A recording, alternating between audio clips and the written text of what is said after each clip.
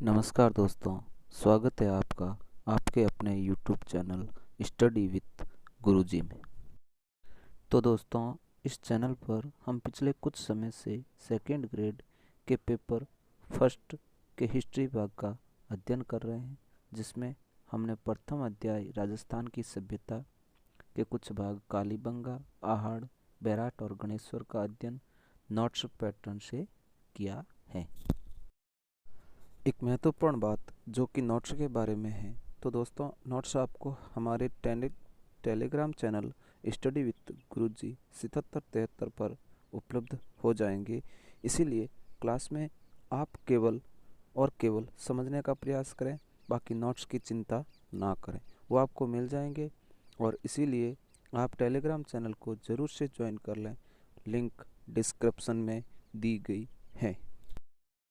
और हमसे लगातार जुड़ने के लिए प्लीज़ हमारे चैनल को सब्सक्राइब करें और बेल आइकन को दबा लें, ताकि वीडियो जैसे ही अपलोड होता है सबसे पहले आपके पास पहुंच जाएं। दोस्तों, वीडियोस को लाइक, कमेंट और शेयर ज़रूर कीजिए, ताकि हम भी आपके लिए नए वीडियो लाने के लिए मोटिवेटेड रहें। तो दोस्तों, चलते हैं हमारे आज के टॉपिक राजपूतों की उत्पत्ति और गुर्जर प्रतिहार पर। तो दोस्तों, आशा करता हूँ कि मेरे द्वारा पढ़ाए गए सभी टॉपिक्स आपको समझ आ रहे होंगे। प्लीज़ आपकी प्रतिक्रिया दें और कमेंट में ज़रूर बताएं, ताकि हम कुछ और अच्छा कर सकें, जिससे कि आपको समझने में और आपकी जानकारी के लिए अच्छा हो सके। जो राजस्थान का इतिहास है उसके बारे में चर्चा चल रही है, और राजस्थान के इतिहास के संबंध में जो हमारा अगला टॉपिक रहेगा वो रहेगा आपका राजपूतों की उत्पत्ति, और उसमें गुर्जर प्रतिहार, फिर चौहान वंश आएगा। तो हम पहले जो पाठ्यक्रम है वो देख लेते हैं। आज हम जो चर्चा करेंगे, जो बातचीत होगी हमारी, वो होगी राजपूतों की उत्पत्ति से संबंध में। तो सर्वप्रथम हम यहाँ पे बात करेंगे राजपूतों की उत्पत्ति की। राजपूतों की उत्पत्ति के संबंध में कौन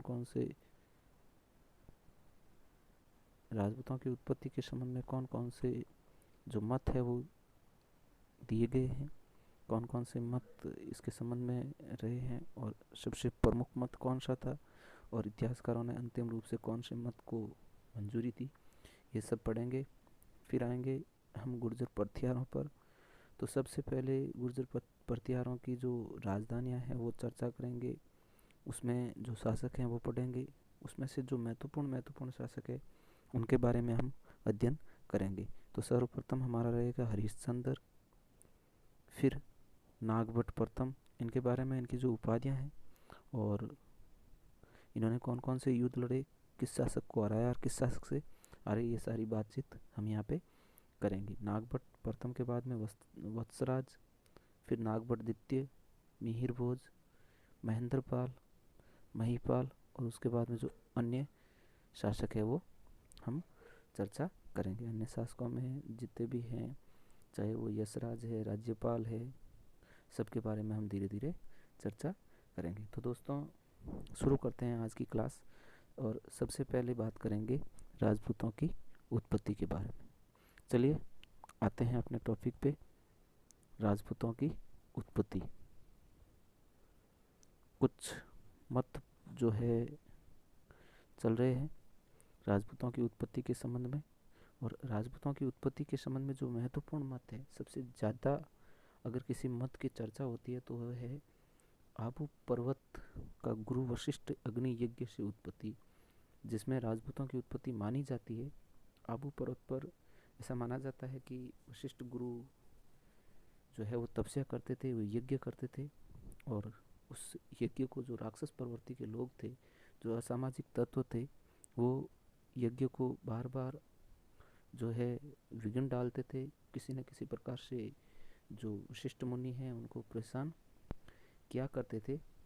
इसके लिए उन्होंने उस यज्ञ की रक्षा के लिए एक अग्नि यज्ञ किया, और अग्नि यज्ञ से 4 वंश उत्पन्न किए, जिनमें था प्रथम प्रतिहार, परमार, चालुक्य, और जो आज कल की भाषा में हम बोलते हैं सोलंकी, तो सोलंकी और चालुक्य एक ही है।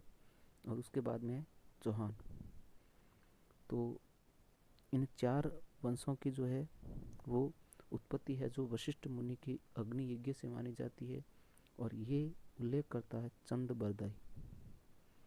चंद बरदाई की एक पुस्तक है पृथ्वीराज रासो, चौहान वंश के जो पृथ्वीराज के समकालीन हुए थे चंद बरदाई, और उनकी जो पुस्तक है पृथ्वीराज रासो, उसमें इसका उल्लेख मिलता है। कहीं इतिहासकारों ने इसका समर्थन भी किया है, जिसमें से प्रमुख रूप से अगर देखा जाए तो हमीर रासो जो कि जोधराज ने लिखी थी, फिर सूर्यमल मिश्रण, मोहनोत नैन्सी और जयानक की लिखी हुई पृथ्वीराज विजय, इन सब में जो है वो आबू पर्वत का गुरु वशिष्ठ द्वारा अग्नि यज्ञ से उत्पत्ति के मत को माना जाता है।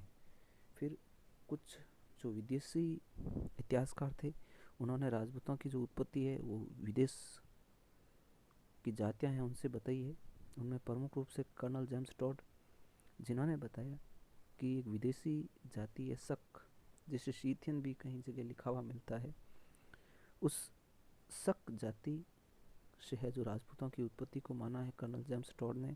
उनकी कद काठी और उसके हिसाब से उन्होंने जो है वो रीति रिवाज वगैरह वगैरह देख करके उन्होंने ऐसा अनुमान बताया है। लेकिन बहुत सारे इतिहासकार थे जिन्होंने इस मत को ठुकरा दिया है। फिर आते हैं स्मिथ।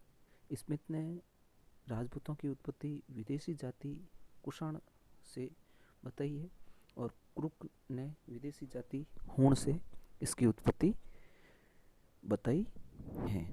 फिर आते हैं गौरीशंकर, हीराचंद ओझा।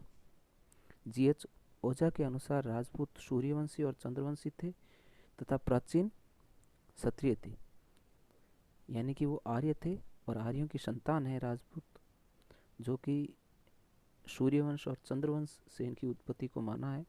और इसी प्रकार की सूर्यवंश और चंद्रवंश में आज भी जो अलग अलग जातियां हैं वो अपने आप को मानती है। जैसे राठौड़ सूर्यवंश को मानते हैं, भाटी चंद्रवंश को मानते हैं, ऐसे अलग अलग प्रकार से माना जाता है, जिसका समर्थन सी.ए. वैद्य ने किया था। फिर भंडारकर ने राजपूतों की उत्पत्ति विदेशी ब्राह्मणों से मानी है। बालकृष्ण चट्टोपाध्याय ने राजपूतों को सामाजिक और आर्थिक प्रक्रिया की उपज माना है। फिर लॉर्ड कनिंगम ने राजपूतों को कुषाण युचिव का वंशज कहा है। कुषाण एक विदेशी जाति है, उसका वंशज जो है लॉर्ड कनिंगम ने कहा है। फिर आता है दशरथ शर्मा। इतिहासकार दशरथ शर्मा और विशुद्धानंद पाठक ने राजपूतों को विभिन्न जातियों का मिश्रण कहा है। उन्होंने कहा है कि जो राजपूत है वो विभिन्न जातियों के मिश्रण से बने हैं। फिर वी.ए. स्मिथ ने इनको आदिम जाति कहा है, आदिम जाति कुषाण भी कहते हैं। और सी.ए. वैद्य ने राजपूतों को वैदिक आर्य कहा है। और सी.ए. वैद्य ने जो राजपूतों को वैदिक आर्य कहा है, ये मत अंत समय में सर्वमान्य माना गया है, यानी कि राजपूतों को आर्यों की संतान बताया गया है। अब दोस्तों ये तो हो गई एक छोटा सा पृष्ठभूमि।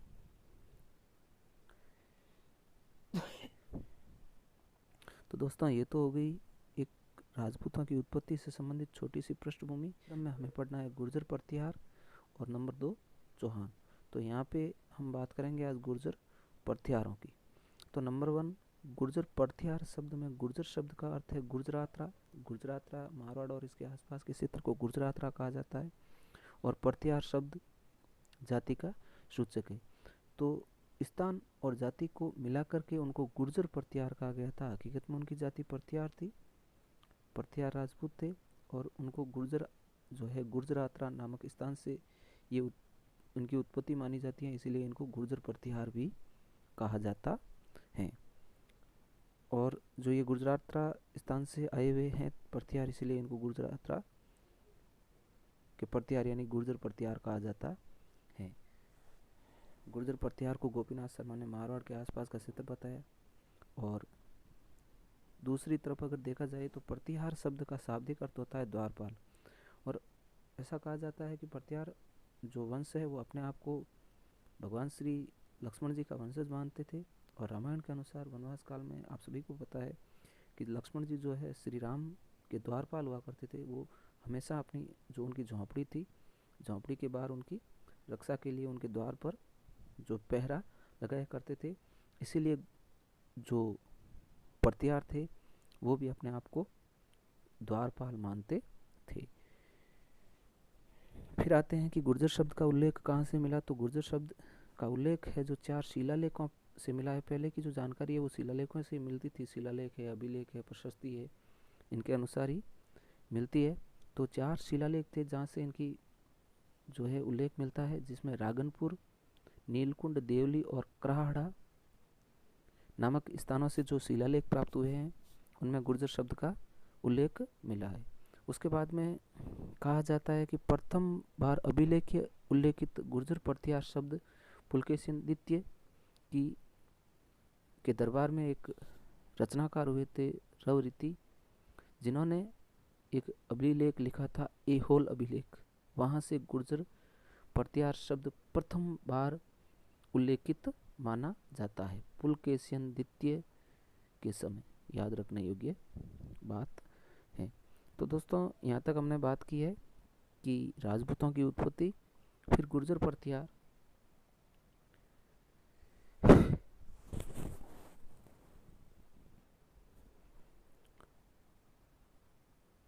और गुर्जर प्रतिहारों का शाब्दिक अर्थ क्या है का मानी जाती है, यानी कि इनकी उत्पत्ति जो है मंडोर, मारवाड़, गुर्जरात से मानी जाती है। और गुर्जर प्रतिहार वंश की जो साहित्यिक शब्दावली है, इनका साहित्य कहाँ कहाँ से प्राप्त होता है वो थोड़ा सा बात कर लेते हैं।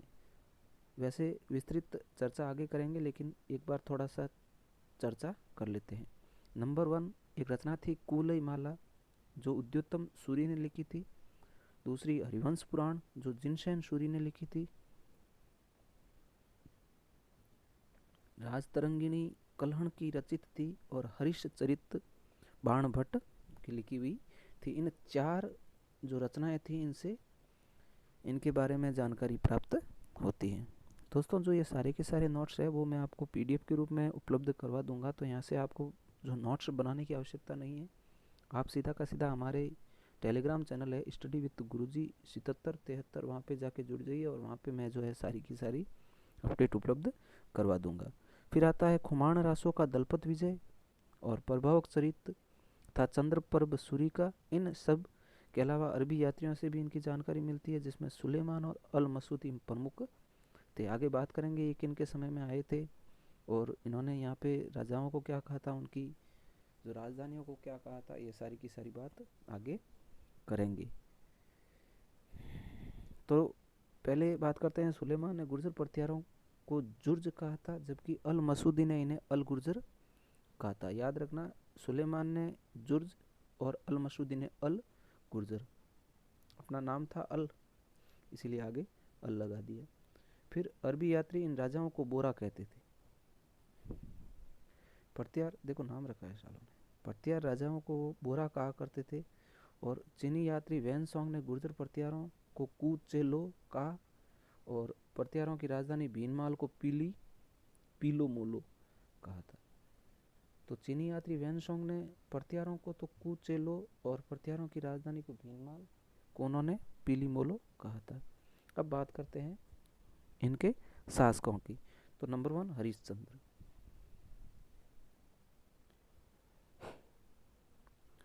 तो दोस्तों हरिश्चंद्र को गुर्जर प्रतिहार वंश का आदि पुरुष कहा जाता है, क्योंकि इन्हीं से इनकी उत्पत्ति मानी जाती है। प्रथम शासक यही हुए थे।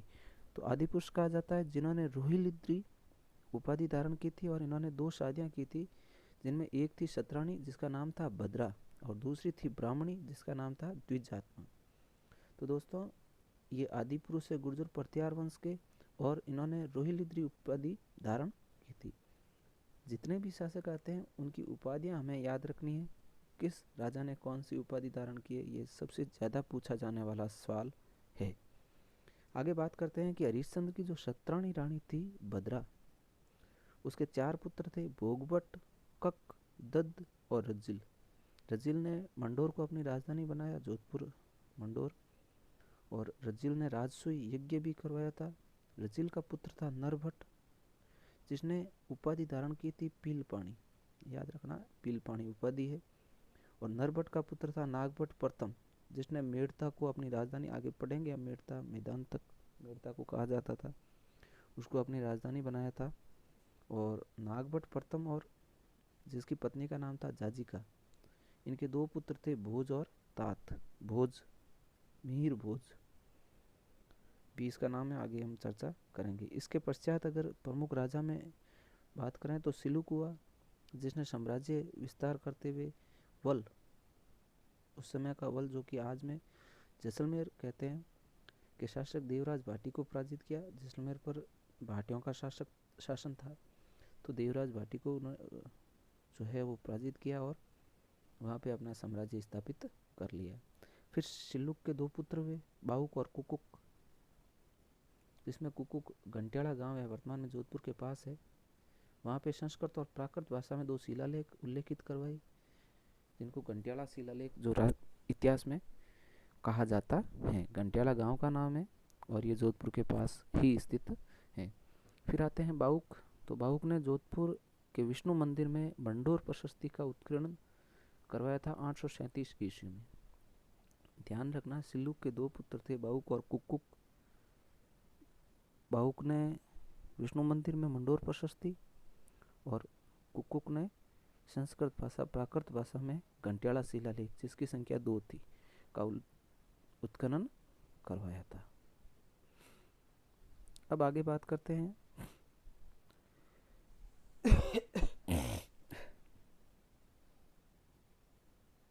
नागभट्ट प्रथम।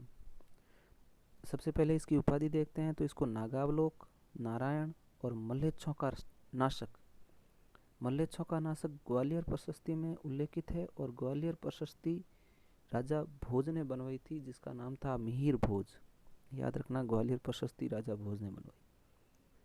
इसने मेड़ता और अवंती उज्जैन को राजधानी बनाया था। मेड़ता के प्रतिहार इसके वंशज है, अवंती उज्जैन के प्रतिहार भी इसके वंशज है। भीनमाल तथा उज्जैन के प्रतिहारों का ये संस्थापक है। और इसने अरबी आक्रांता जुनैद को पराजित किया और इसी खुशी में एक महादान यज्ञ करवाया, जिसका नाम था हिरण्यगर्भ। और हिरण्यगर्भ यज्ञ में इसने अपने सहयोगकर्ता थे दंतीदुर्ग, राष्ट्रकूट साम्राज्य के संस्थापक थे। आगे बात करेंगे फिर राष्ट्रकूट साम्राज्य के बारे में, कुछ और जो इनके समकालीन शासक हुए थे वो भी आएंगे। तो उन्होंने दंतीदुर्ग को बुलाया और हिरण्यगर्भ महादान यज्ञ करवाया। और जो उस समय के जो सभी शासक थे वो नागभट्ट के सामंत थे, आसपास के जितने भी शासक थे वो नागभट्ट के सामंत थे। नागभट्ट काफ़ी पावरफुल शासक रहा था। फिर आते हैं वत्सराज। वत्सराज प्रतिहार वंश का वास्तविक संस्थापक माना जाता है। और इसकी अगर उपाधियों की बात करें तो ये जयवरा, और जयवरा इसको कहा था दुगल ब्राह्मणों ने। रणहस्तिन, ये युद्ध में माहिर था, इसीलिए इसको रणहस्तिन कहा जाता था। इसने पाल शासकों इंद्रयुद्ध और धर्मपाल को भी हराया था। और इसी के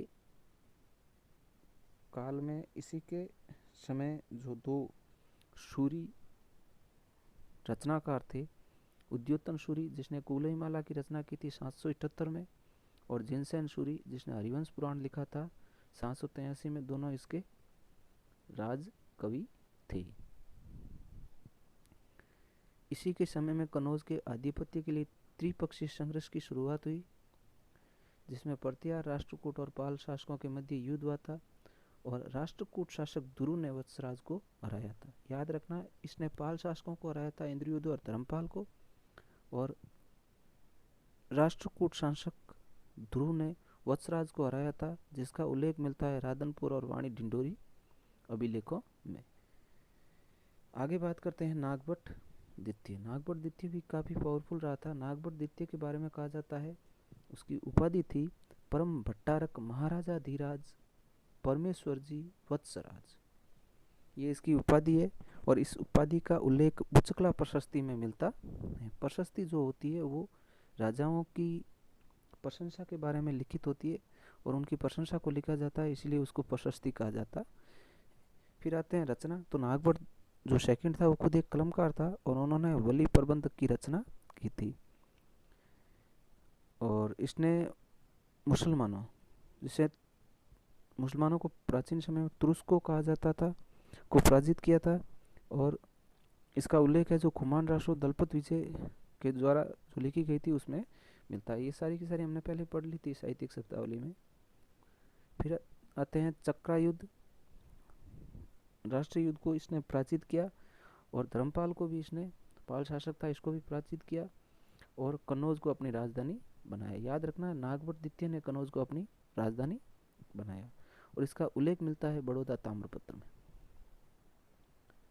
837 में इसने 833 में इसने गंगा समाधि ले ली, जिसका उल्लेख ग्वालियर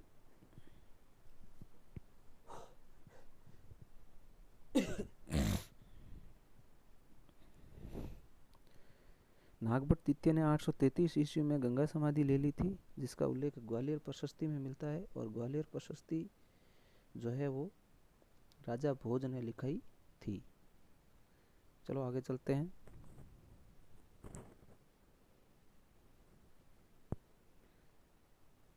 तो नागभट्ट द्वितीय के बाद में एक शासक हुआ था रामभद्र, लेकिन वो कमज़ोर शासक था। इसके मध्य ऐसा कुछ शासनकाल में ऐसा कुछ कोई खास है नहीं जिसको हम याद रखें। केवल इतना याद रखना है कि रामभद्र एक कमज़ोर शासक था। फिर आते हैं मिहिर भोज, जिसे राजा भोज भी कहा जाता है। अगर उसकी उपाधियों की बात करें तो ये विनायक पाल, हेरम्ब पाल, आदिवरा का उल्लेख ग्वालियर प्रशस्ति में और प्रभास का उल्लेख दौलतपुर शिलालेख में मिलता है। ये इसकी उपाधियां हैं। प्रत्यारों की शक्ति का चरमोत्कर्ष यही काल था। इससे पहले और इसके बाद में ये पतन की ओर चला गया था। सबसे चरमोत्कर्ष प्रत्यार मिहिर भोज था। इन्होंने अपने काल में श्रीमद आदिवरा, जो इसकी उपाधि थी, नाम से सिक्के जारी किए। अरबी यात्री सुलेमान भोज के समय यहाँ आया था और उसने भोज को अरबों का शत्रु और इस्लाम की दीवार कहा। याद रखना, भोज को अरबों का शत्रु और इस्लाम की दीवार किसने कहा? तो सुलेमान भोज ने ग्वालियर प्रशस्ति लिखवाई थी। फिर आते हैं महेंद्रपाल। उपाधि महेंद्रमुख, निर्भयराज, निर्भया नरेश, रघुकुल और मुकुटमणि। मुकुटमणि आ गया, मुकुटमणि है ना। वीएन पाठक ने महेंद्रपाल को अंतिम हिंदू शासक कहा था। याद रखना, वीएन पाठक ने कहा था। महेंद्रपाल के गुरु राजशेखर थे और उन्होंने काफ़ी काव्य रचनाएं की थी, जिसमें काव्य मीमांसा एक उनकी रचना थी कर्पूर मंजरी, जो कि उसने अपनी पत्नी अवंती सुंदरी के कहने पर लिखी थी। एक थी बाल रामायण, फिर बाल भारत, विद्याला भंजिका और प्रचंड पांडव प्रमुख रचनाएं थी। रचनाएं तो इसके बारे में और भी थी, लेकिन ये प्रमुख है। फिर आता है महिपाल। अगर इसकी उपाधि देखें तो विनायक पाल, हेरमपाल और आर्यों का राजा। आर्यों का राजा इसे राजशेखर ने कहा था। राजशेखर था महेंद्रपाल का गुरु। अरबी यात्री अल मसूदी ने इसी के काल में यात्रा की और इन्होंने प्रथम बार सेना को नकद वेतन देना शुरू किया था। याद रखना, नकद वेतन किसने शुरू किया था? महिपाल। फिर हुआ था राज्यपाल। राज्यपाल के समय में कुछ खास नहीं। महमूद गजनवी ने आक्रमण किया था 1018 में। त्रिलोचन पाल था। त्रिलोचन पाल से गढ़ वालों ने कन्नौज छीन लिया और फिर यशपाल अंतिम गुर्जर शासक हुआ था। तो दोस्तों, हमने इस प्रकार से प्रत्यार पढ़ लिए हैं।